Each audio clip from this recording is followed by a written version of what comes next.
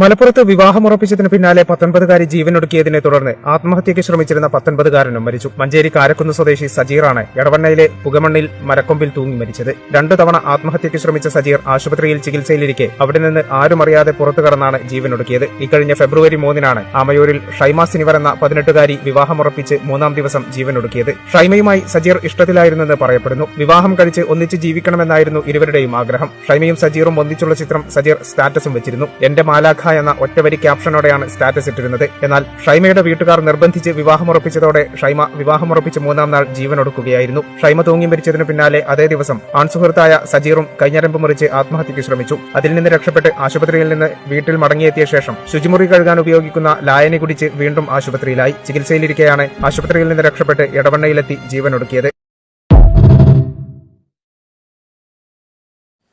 Welcome back. പുതിയൊരു വീഡിയോയിലേക്ക് എല്ലാവർക്കും സ്വാഗതം.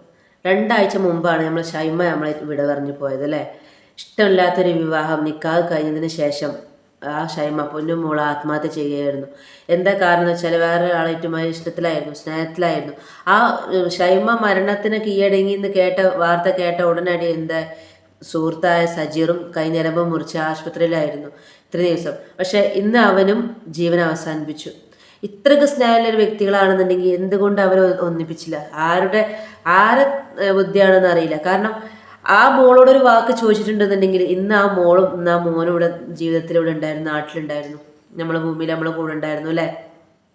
ഒരു നേരം ഇപ്പൊ ഞാൻ ഇന്നലെ ഒരു റീൽസ് കണ്ട്, കുറച്ച് ദിവസം മുമ്പുള്ള റീൽസാണ് കേട്ടോ.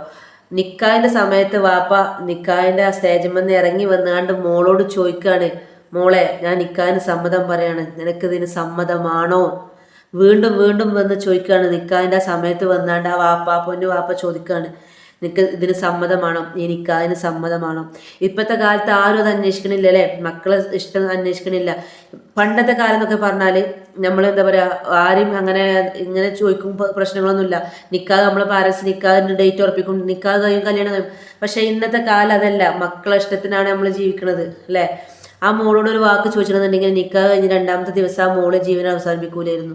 ഇഷ്ടമില്ലാത്തൊരു വിവാഹത്തിന് നിർബന്ധിച്ചതിന് കാരണമാണ് ആ മോൾ അന്ന് വിവാഹം കഴിഞ്ഞ് 2-ാമത്തെ ദിവസം, നിക്കാഹ് കഴിഞ്ഞ് 2-ാമത്തെ ദിവസം വിവാഹത്തിന്റെ കാര്യങ്ങളും എല്ലാം നടക്കാൻ പോകുന്ന ദിവസമായിരുന്നു. അപ്പോൾ അതിന് ആ പൊന്നുമോൾ അമ്മോട് വിട പറഞ്ഞു. കാരണം ഉൾക്കൊള്ളാൻ കഴിയുന്നുണ്ടാവില്ല. നമ്മളെ മനസ്സിൽ വേറെ ആളെ പ്രതിഷ്ഠിച്ചിട്ട് വേറെ ആളെ കൂടെ നമ്മൾ ഭാര്യയായി ജീവിക്കുക എന്ന് പറഞ്ഞാൽ ഇപ്പോഴത്തെ മക്കളൊന്നും അതിന് സമ്മതിക്കൂല. അതൊക്കെ പോട്ടെ.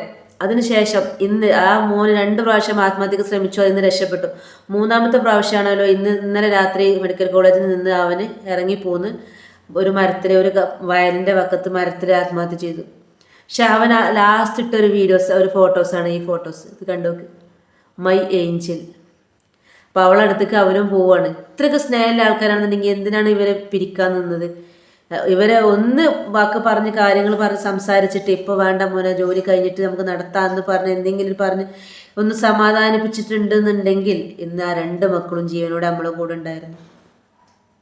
അപ്പോൾ ഏതൊരു പാരൻസും മക്കളെ നിക്കാഹ്, പ്രത്യേകിച്ച് പെൺമക്കളെ നിക്കാവും കാര്യങ്ങളും ഉറപ്പിക്കുന്നതിന് മുമ്പ് ഒരു 100 പ്രാവശ്യമെങ്കിലും അവർക്ക് സമ്മതമാണോ എന്നുള്ളത് അത് ചോദിക്കണം എന്നാണ് ഞാൻ പറയുന്നത്. പണ്ടത്തെ കാലത്ത് അങ്ങനത്തെ ഒന്നും ചോദിക്കണവും കാര്യങ്ങളൊന്നും ഇല്ലേനും. പക്ഷേ ഇപ്പോഴത്തെ കാലത്തെ മക്കൾ അങ്ങനെയല്ല. അപ്പം എല്ലാവരും നമ്മളെ മക്കളെ പടച്ചോൻ കാക്കട്ടെ. ഇങ്ങനെ ഒരു ഇഷ്ടം അവർക്ക് ഉള്ളിലുള്ളത് കൊണ്ടാണ്. എത്രത്തോളം സ്നേഹം ഉണ്ടായിട്ടാവുമെന്ന് ആ സജീർ മാനസികമായിട്ട് തളർന്നിരുന്നായിരുന്നു. മനസ്സിന് എന്താ പറയുക, മനസ്സന്നെ താളം തെറ്റിപ്പോയിരുന്നു ആ ചെങ്ങായിക്ക്. അതുകൊണ്ടാണ് അവനെ നോക്കി നിൽക്കുന്നതിൻ്റെ ഇടയിലാണ് അവൻ്റെ കൂട്ടുകാരും എല്ലാവരും അവനെ ശ്രദ്ധിച്ച് നിൽക്കുന്നത്. അതിൻ്റെ ഇടയിലാണ് അവന് ആരും കാണാതെ പുറത്തിറങ്ങി പോയാണ്ട് ആത്മഹത്യ ചെയ്തത്. അവൻ്റെ മനസ്സിൽ എത്രത്തോളം വിഷമം ഉണ്ടാവും. അവൻ ലാസ്റ്റ് സ്റ്റാറ്റസ് ഇട്ടിട്ടാണ് അവന് മരണത്തിന് കീഴടങ്ങിയത്, മൈ ഏഞ്ചൽ. എത്രത്തോളം സങ്കടം ഉണ്ടായി കാണും, എത്രത്തോളം അവനെ മനസ്സിൽ ഉൾക്കൊള്ളാൻ പറ്റുന്നുണ്ടാവില്ല. ഒന്നിച്ച് ജീവിക്കാൻ ആഗ്രഹിച്ച വ്യക്തികളാണ് ഇവർ 2 പേരും. പക്ഷെ വിധി എന്തോ, ഇനി അവർക്ക് അവിടെ സ്വർഗത്തിൽ അവർക്ക് ഒരുമിക്കാൻ പടച്ചോന് അവസരം കൊടുക്കട്ടെ. അത്രയല്ലേ നമുക്ക് പറയാൻ പറ്റുള്ളൂ. നമ്മളെ ഇപ്പോഴത്തെ കാലം എന്ന് പറഞ്ഞാൽ അങ്ങനത്തെ കാലമാണ്. എല്ലാത്തിനും ഏതിനും ആത്മഹത്യയാണ്. അപ്പോൾ അവൾ ആത്മഹത്യ ചെയ്തതിന് ശേഷം ഇവൻ്റെ മാനസിക നില ആകെ തെറ്റിയിട്ടാണ് ഇവൻ നടന്നിരുന്നത്. അപ്പോൾ ഏതായാലും അവനും നമ്മളോട് വിട പറഞ്ഞു. ഇനി അവർ 2 ആളും സ്വർഗത്തിൽ ഒരുമിക്കട്ടെ ഇൻഷാ അല്ലാഹ്. അപ്പോൾ ഈ വീഡിയോസ് ഇത്രയേ ഉള്ളൂ. പറ്റുന്നുണ്ടെങ്കിൽ എല്ലാവരുടെ മക്കളോടാണ് പറയുന്നത്, ആത്മഹത്യ ഒന്നിനൊരു പരിഹാരമല്ല. പറ്റില്ലെന്നുണ്ടെങ്കിൽ മാതാപിതാക്കളോട് തുറന്ന് പറയാം. തുറന്ന് പറഞ്ഞാണ്ട് നമുക്കത് വേണ്ടാന്ന് വെക്കുക. പക്ഷെ തുറന്ന് പറഞ്ഞാൽ അത് കേൾക്കാൻ മനസ്സുള്ള മാതാപിതാക്കളും കൂടി ആവണം. ഈ വീഡിയോസ് ഇത്രയേ ഉള്ളൂ. അടുത്ത വീഡിയോ കാണുന്നവരെ എല്ലാവർക്കും ബൈ.